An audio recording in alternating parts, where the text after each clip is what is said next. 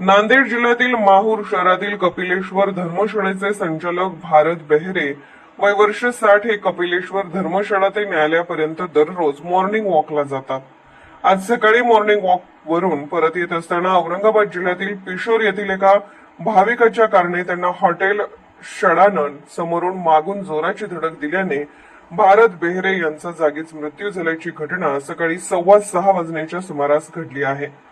भारत बेहरे हे दररोज सकाळी फिरावयास जात होते. आज सकाळी मॉर्निंग वॉक वरून परत येत असताना षडानंद हॉटेल समोर अपघात झाला आहे. किशोर तालुका कन्नड जिल्हा छत्रपती संभाजीनगर येथील धनाजी ज्ञानेश्वर देव वय वर्ष 30 हे आपल्या कार क्रमांक MH09 CJ 7676 या वाहनाने कुटुंबियांना घेऊन माहूर येथे दर्शनासाठी येत होते. दरम्यान येथील षडानंद हॉटेल समोर आले असता कारने भारत यांना पाठीमागून जोराची धडक दिली.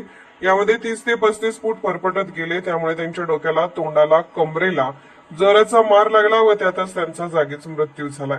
कारचा चालक धनाजी देव यांना अटक करण्यात आली असून घटनेची नोंद माहूर पोलिसात करण्यात आली असून अधिक तपास पोलीस निरीक्षक देवीदास चोपडे यांच्या मार्गदर्शनाखाली सहाय्यक पोलीस निरीक्षक शरद गोडके, पोलीस उपनिरीक्षक बाबू जाधव, पोलीस कॉन्स्टेबल पवन राऊत करत आहेत.